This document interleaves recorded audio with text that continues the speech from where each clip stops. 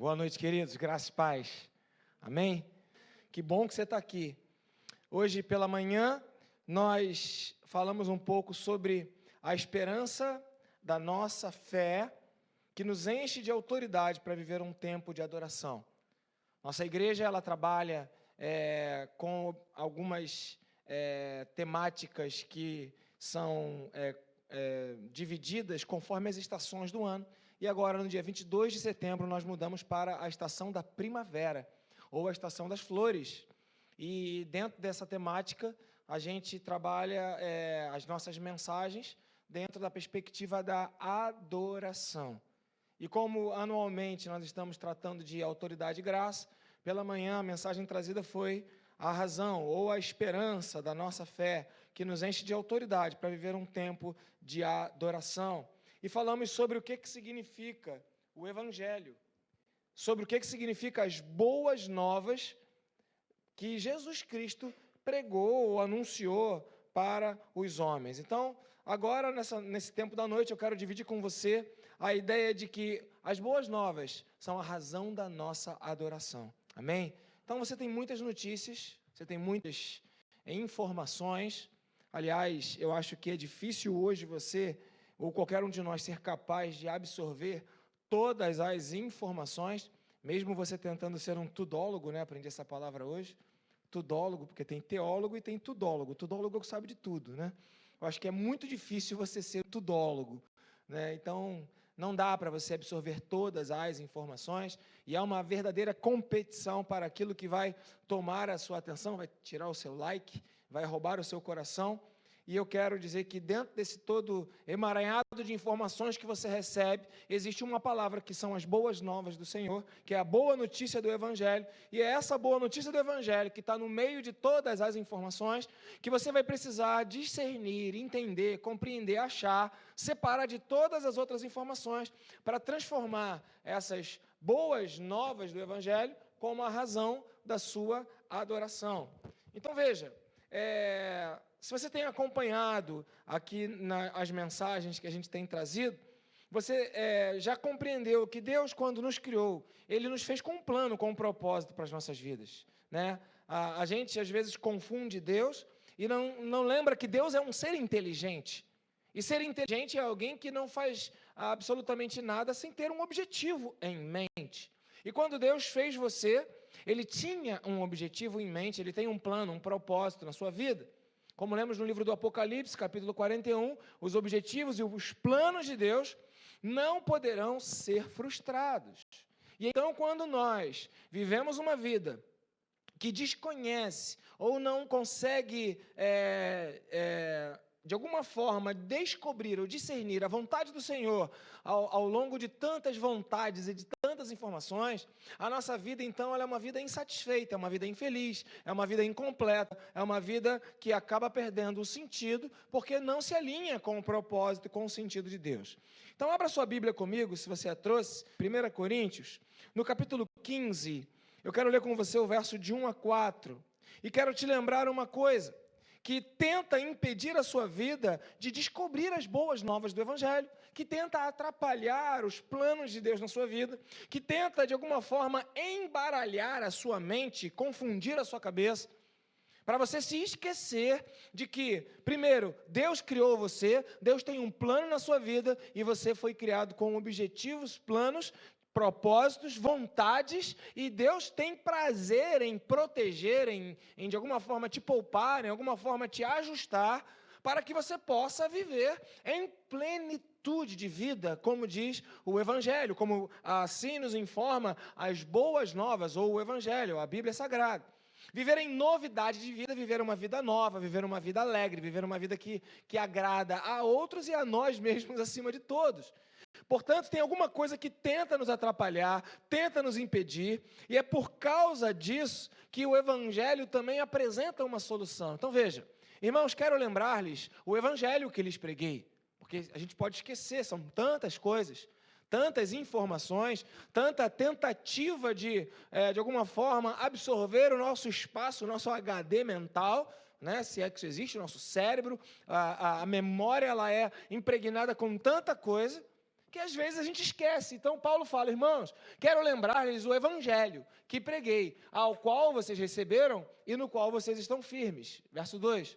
E por meio desse evangelho, vocês são salvos. Amém, queridos? Desde que se apeguem firmemente à palavra que eu lhes preguei. Caso contrário, caso você não se apegue firmemente a essa palavra, você vai ter crido em vão, porque a palavra vem, e se a palavra não for, de alguma forma, protegida dentro do seu coração, essa palavra vai se perder. Por isso Jesus propõe uma explicação simbólica quando ele fala, eis que um semeador saiu a semear, e ele lançou uma semente, e essa semente caiu à beira do caminho, os pássaros comeram, caiu entre as rochas, ela não teve força para poder criar raízes e nascer, ela caiu entre os espinhos, levantou, mas foi sufocada e morreu, até que ela encontrou uma boa terra, ao qual ela teve condições de nascer e florescer e dar os frutos. Então veja, se apegar firmemente à palavra faz parte do processo do relacionamento com Deus, porque se não nos apegarmos firmemente à palavra, nós vamos crer em vão, ou seja, a fé que é dedicada, quando não há um apego à palavra, ou quando isso não é, de alguma forma, protegido dentro do nosso coração, isso se perde, e aí a gente se torna aquilo que se entende como um cristão nominal. Eu creio, mas no nome, não de fato. Eu tenho uma perspectiva de que eu sou cristão. Você é espírita? Não, sou cristão. Você é católico? Não, sou cristão. Mas não se apega firmemente à palavra. Então, as coisas que estão, de alguma forma, prometidas ou escritas nas boas novas, elas não se tornam fato na sua vida. Então, Paulo vem dizendo, olha, eu quero lembrar para vocês do evangelho que eu preguei, ao qual agora vocês estão firmes, o evangelho pelo qual vocês são salvos, desde que vocês se apeguem firmemente a ele. Verso 3.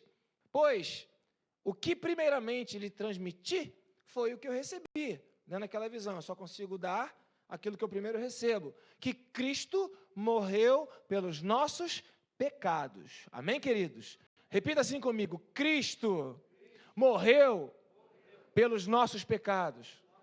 Isso, e o verso 4... Segundo as Escrituras, ele foi sepultado, ressuscitado ao terceiro dia, segundo as Escrituras. Se tem algo que atrapalha, ou de alguma forma embaralha, ou de alguma forma desestimula a cada um de nós a viver dentro dos planos que Deus tem para a nossa vida, e então viver uma vida infeliz, incompleta, que falta pedaço, é o tal do pecado. Então o evangelho, ele aponta o problema, mas ele já também apresenta a solução. E então ele fala, o pecado veio para te destruir, mas Cristo Jesus morreu pelos nossos pecados e ele ressuscitou, ele está vivo. A morte não foi capaz de segurá-lo, de prendê-lo, de dominá-lo. Então a primeira informação que você precisa ter em mãos, ou precisa guardar em seu coração, é que embora você seja alguém que erra diante de Deus, que falha diante de Deus, que não acerta o alvo, que você não é, de alguma forma, assertivo na sua vida, em todos os segmentos, em todas as variáveis que a sua vida tem, embora você seja alguém que falha e tem pecado, Jesus Cristo morreu pelos nossos pecados, amém? Jesus Cristo morreu pelos seus pecados, ele assumiu, ele pegou, ele te substituiu naquilo que seria a consequência, ou a penitência, ou a culpa, ou a acusação, ou o problema que o pecado causa, e tirou esse pecado de você. Para quê? Para que você possa viver uma vida em plenitude, para que você possa alinhar aquilo que Deus planeja na sua vida com aquilo que você planeja na sua própria vida, cujo propósito maior é te ver feliz, é te ver vivendo uma vida plena, em abundância de vida. Pois bem, diante disso, você precisa trazer ao seu coração a ideia e relembrar de que Cristo morreu pelos seus pecados. O pecado gera morte, mas Cristo já morreu. Então esse pecado que impede a vida eterna, ele foi resolvido. Por isso que pelo Evangelho somos salvos. Esse pecado que atrapalha o meu relacionamento e faz que eu esqueça o Evangelho, já foi resolvido, porque Cristo me faz lembrar as boas novas que significam o Evangelho. Então você começa a ver que há uma briga, há uma luta entre o pecado e o evangelho. Eles não se cruzam, não se dão bem. O pecado e o evangelho, eles não se completam, eles não se aproximam, eles não coadunam na mesma ideia, eles não andam juntos. Porque o pecado, ele quer fazer com que você se esqueça das boas novas, se esqueça de que Cristo morreu pelos pecados e que você não deve mais nada, de que você agora foi totalmente absolvido de culpa. Por isso Paulo fala, fomos livres da culpa do pecado. Fomos livres da culpa do pecado. Já estamos livres de toda a acusação e temos direto acesso à presença de Deus e temos acesso agora àquilo que Deus tem para nos oferecer, àquilo que Deus propõe para as nossas vidas. E diante de tantas informações que nós temos, fé é a capacidade que você tem de procurar, de alguma maneira, separar a sua mente, o seu coração, a sua vida, de todas as outras informações e proteger em seu coração o Evangelho, ao qual te salva, o qual ele afirma que você foi livre do poder do pecado, o qual afirma que você tem direito de estar na presença de Deus, não porque você é bom, nem porque você merece, mas porque Cristo Jesus te deu o direito de chegar na presença de Deus. Por isso que Pedro, em 1 Pedro, capítulo 3, versículo 18, Pedro ele escreve que Cristo nos leva à presença de Deus. 1 Pedro 3,18 diz assim, pois também Cristo sofreu pelos pecados uma vez por todas, Cristo sofreu pelos pecados. Cristo, o justo, sofreu por nós, por mim, por você, os injustos, para conduzir-nos a Deus. Jesus Cristo assumiu o seu pecado para que você esteja diante de Deus. Jesus Cristo, o justo, assumiu, recebeu, pegou sobre ele os seus pecados para que você tivesse conexão com Deus, para que você tivesse a condição e a capacidade de se chegar à presença de Deus. Não tem nada mais maravilhoso do que a capacidade que você tem de conhecer o Criador, de você se relacionar com aquele que fez você, que planejou você, que sonhou com você, que estruturou uma vida que é a sua vida, que tem planos para a sua vida, e agora você tem direito de ser conduzido até Ele. Para isso Cristo foi morto. Ele foi morto no corpo, mas Ele foi vivificado no Espírito, e por isso Ele pode dar vida a você e te levar à presença de Deus. Nada melhor do que ter direito, ter acesso a perguntar para o Criador, a chegar diante do Criador, a relacionar com o Criador, aquele que me fez, e perguntar, para que eu estou aqui? Qual a razão da minha vida? Para que eu sirvo? Para que eu vim? Para que eu estou aqui? Porque essa é a relação que nós conseguimos alcançar com Deus através de Cristo, que nos conduziu até Deus, porque o pecado não nos conduz até Deus. Portanto, o pecado é inimigo do Evangelho, porque o pecado, ele nos afasta do Criador. E uma vez que o pecado nos afasta do Criador, nós vamos ficar perdidos, sem saber por que estamos vivendo, sem saber por que estamos passando pelo que passamos, sem saber por que estamos na família que nós estamos, sem saber por que estamos no trabalho, na igreja, na casa, no corpo que nós estamos.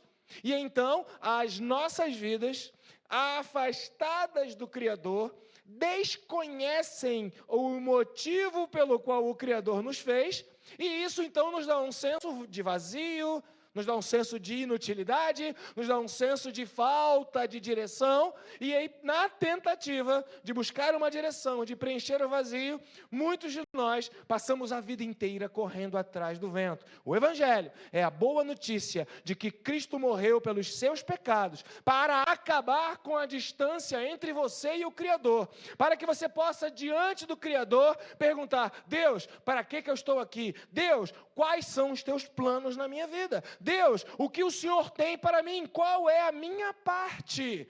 Deus, eu quero conhecer a razão, os motivos, os propósitos, os planos, os sonhos, para que eu possa não mais viver uma vida infeliz, vazia, oca, correndo para tentar preencher essa vida com algum sentido que me seja, de alguma forma, valioso. Eu preciso me aproximar do Criador, para perguntar para Ele, o que levou você a fazer isso? Eu estava de manhã orgulhoso, ainda estou à noite, né, da experiência do Gabriel, de estar no metrô, lá na estação Jardim de Alá, e daqui a pouco alguém está cantando a música, te adorar, te bem dizer. Só que aquele camarada que estava cantando a música, que não conhecia o Gabriel, ele não sabe o que estava na cabeça do Gabriel, quando ele compôs essa música. Então veja, se eu quiser saber o que estava acontecendo com os autores, na hora que eles estavam fazendo a música, eu preciso conhecer os autores. Eu preciso perguntar, vem cá, o que aconteceu? O que quer dizer isso? Como que foi essa parte?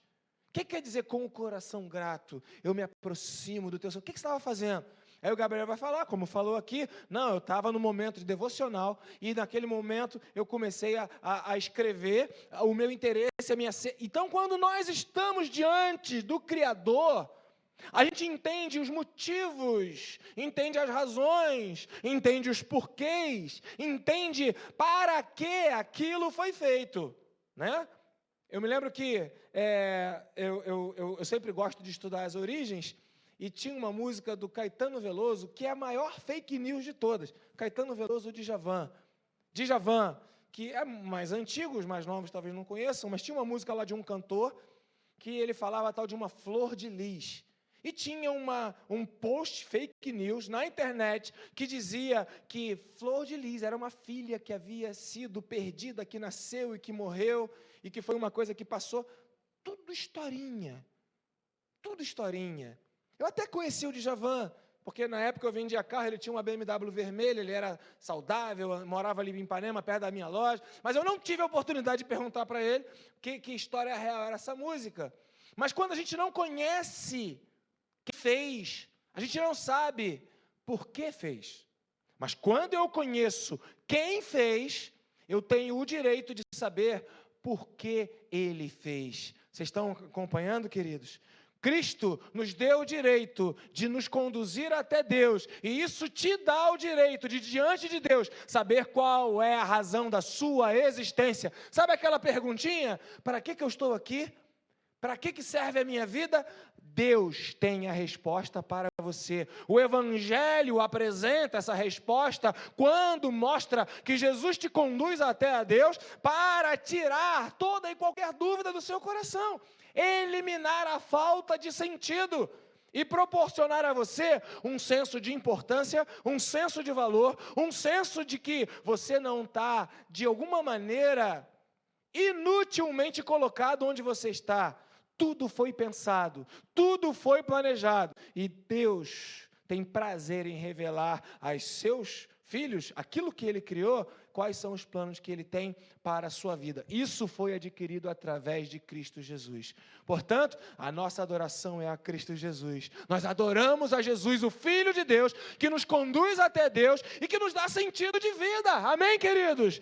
Se não, qual seria a razão da nossa existência? Então veja, Salmo capítulo 16, versículo 11, voltando um pouquinho agora para o Antigo Testamento, um livro de canções que eram cantadas pelo povo de Deus. O cantor, ele diz aqui na letra da sua música, Salmo 16, 11, quando eu me aproximo de Deus, o que acontece? Deus, tu me farás conhecer o caminho ou a vereda da vida, a alegria plena da tua presença e o eterno prazer que estão à tua direita. Esse salmo, então, apresenta 3 características que acontecem com aquele que se aproxima de Deus. E nós nos aproximamos de Deus porque Cristo nos conduz até a Deus. As 3 características que são liberadas para nós é saber qual caminho nós temos que tomar, é saber qual a direção nós temos que fazer, é nos ajudar em nossas decisões para a gente não escolher errado, para não haver dúvida para onde você tem que ir, o que você tem que fazer para não ter dúvida de onde você vai investir, de onde você vai parar, de onde você vai sair, para onde você vai, aonde você fica. As veredas da vida serão liberadas ao lado do Senhor. Segunda característica de quem se aproxima de Deus, terá alegria plena. Porque tem alegrias que passam. Semana passada, ou retrasada, eu falei sobre a alegria de comprar um carro novo. Você compra o carro novo zerinho da loja, que alegria! Aquela alegria acaba com uma velocidade, porque o carro fica velho. Ou então tu compra um carro bonitinho, preto, legal, daqui a pouco vem alguém e vai lambendo a tua lateral, acaba com a tua porta, você tem que fazer reforma, já fica olhando para o carro de olho torto. Alegrias que são passageiras em nossas vidas. Não é assim que acontece com quem está do lado do Senhor, o nosso Deus. Porque o Senhor promete uma alegria plena. Uma alegria plena é aquela alegria que não passa. Essa é a segunda característica. E a terceira é prazer. Prazer. Por isso que crente consegue ficar casado, amém, queridos? Porque consegue ter prazer no Senhor. Porque às vezes a gente não tem prazer no nosso cônjuge. Às vezes a gente não tem prazer na alimentação. Bom, crente não tem tanto problema com relação a isso. Mas às vezes a gente não tem prazer nas coisas deste mundo. Mas em Cristo, chegando à presença de Deus, Ele nos dá prazer. Prazer, às vezes, em coisas que nem todo mundo sente o mínimo prazer. Prazer de respirar, prazer de viver, prazer de estar sentado no banco de uma igreja no domingo à noite, ouvindo o pastor Ângelo Marconi no Ministério Palavra da Verdade. Esse prazer vem de Deus para a sua vida. As características que o pecado tenta atrapalhar, e por isso o Evangelho ele é contrário ao pecado, porque o Evangelho fala que Cristo morreu para acabar com o poder do pecado. Porque o pecado tenta impedir o plano, o propósito, a liberação do caminho que você tem que seguir, da alegria que é plena quando você está na presença de Deus e do prazer de viver que Deus te dá quando você está do lado dele. O pecado atrapalha isso.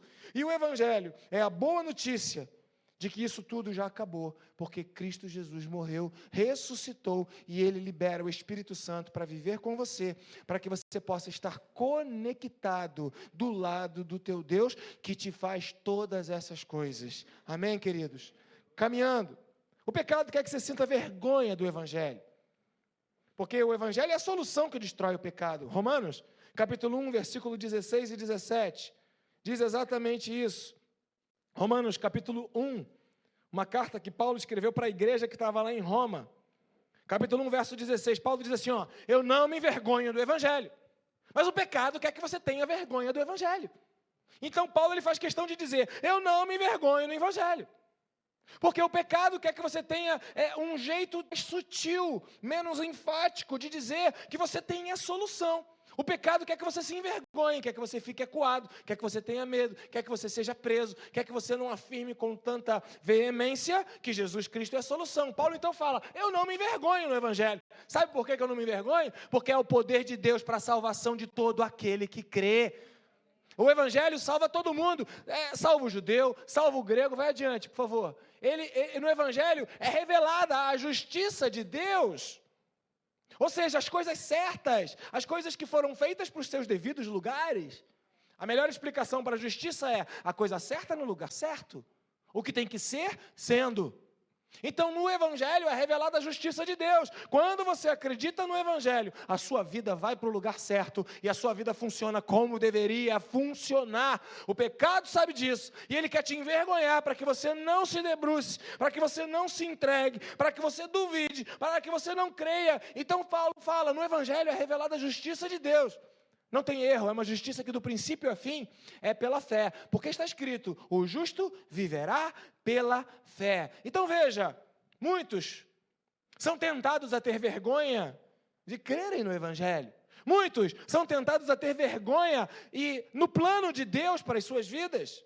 Ou pelo menos vergonha em entender que Deus tem plano para a sua vida. Muitos têm vergonha de pensar em Cristo, mas não têm vergonha nenhuma de pensar no pecado. Por quê? Porque o pecado quer fazer com que você sinta vergonha do Evangelho, porque o pecado e o Evangelho são antagônicos, eles são, na verdade, um anula o outro. E aí, você precisa, de alguma maneira, entender que ao eliminar o pecado, você verá a manifestação do poder de Deus em sua vida.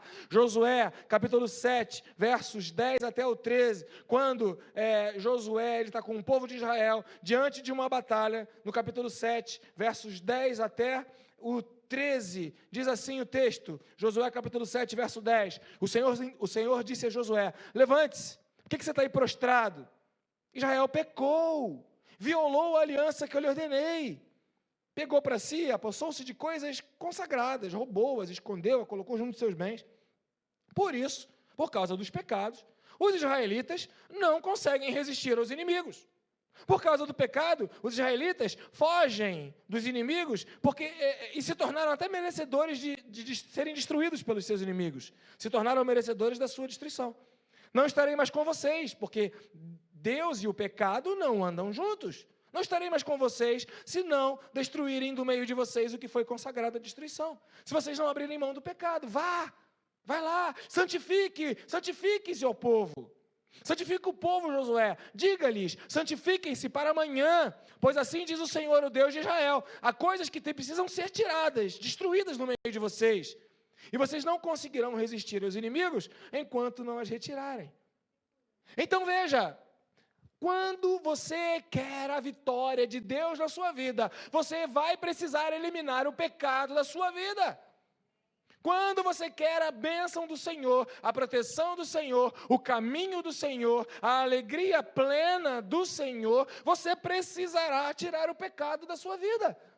E aí você se encontra agora numa crise, porque você fala, o pecado é forte, o pecado me atrai, o pecado ele tenta me afastar do Evangelho.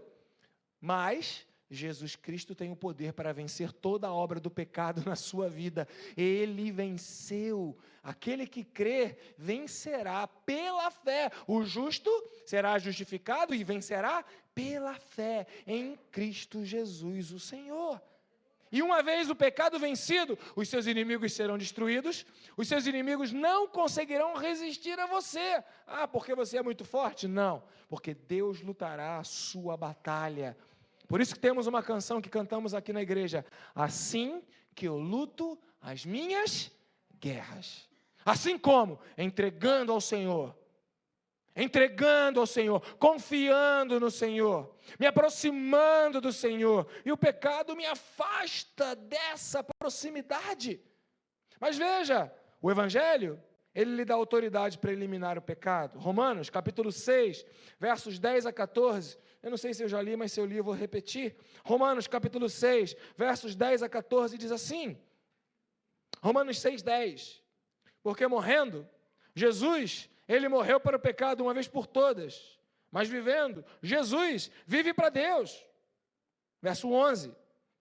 Da mesma forma, considerem-se mortos para o pecado, mas vivos para Deus, em Cristo Jesus. Posso ouvir um amém, queridos? O pecado que me afasta de Deus, o pecado que me impede de ser vitorioso através do poder de Deus na minha vida, esse pecado foi morto em Cristo. E assim como Cristo morreu, o meu pecado foi morto lá, na cruz de Cristo. Então eu já não estou mais morto no pecado, eu estou vivo para Deus. E o verso 12 então fala, portanto, não permitam que o pecado continue dominando os seus corpos mortais, fazendo que vocês obedeçam aos desejos do pecado. Não permite isso. Isso é prejuízo, isso não é vantagem, isso não é bom, isso é mal. Verso 13, não ofereçam os membros do corpo de vocês ao pecado, não, como instrumentos de injustiça, não, pelo contrário, antes, ofereçam-se a Deus como quem voltou da morte para a vida, e ofereçam os membros do corpo de vocês a Ele como instrumentos de justiça, pois, verso 14, olha lá, pois o pecado não os dominará, aleluia, o pecado não domina se você não quiser que ele domine. Há um poder de Deus liberado em Cristo Jesus na sua vida. Não adianta você justificar, pastor, eu não consigo. Não, a Bíblia diz que você não está falando aquilo que é a verdade, porque a Bíblia diz que o pecado não te dominará. A Bíblia diz, Deus diz, o pecado não tem poder sobre a sua vida. O pecado não te dominará. A Bíblia não mente. A Bíblia é verdadeira. A Bíblia não engana. A Bíblia é fiel. A Bíblia não, de alguma forma, te deixa perdido. Ela aponta a solução. E ela diz que você não terá domínio do pecado na sua vida se você não quiser, se você não oferecer o seu corpo ao pecado, se você não entregar a sua vida ao pecado, se você não desistir de crer em Jesus Cristo, que vence o pecado, te aproxima de Deus e te dá sentido para a sua vida. Você anda triste? Você anda sem esperança? Você anda abatido? Você anda com desejos de morte? Ou você anda preocupado com a sua vida? O Evangelho é a solução de Deus para você. O Evangelho é a solução de Deus para você. Mas o pecado não quer que você seja liberto. Então o pecado te oferece paliativos, alternativas. Mas esse pecado não tem domínio sobre a sua vida. Por quê? Porque você não está debaixo de regra nenhuma que o pecado te oprime. Porque Jesus Cristo, Ele venceu o pecado e Ele te entrega de graça a saída, a solução e a resposta. Por isso você está debaixo da graça e não debaixo de uma imposição de viver uma vida que não agrade a Deus. Você está debaixo de uma vida que recebe a graça de Cristo. Como? 1 João, capítulo 5, versículos 4 e 5. 1 João, capítulo 5, versículo 4 diz assim: o que é nascido de Deus vence o mundo. E esta é a vitória que vence o mundo. 2 pontos. A nossa fé. Quem é aquele, verso 5, quem é que vence o mundo? Tantas informações, tantas ofertas, tantos caminhos alternativos, a maioria deles produzidos pelo pecado, para levar você para distantes do Criador, para afastar você do sentido da sua própria existência, te enganar e te destruir.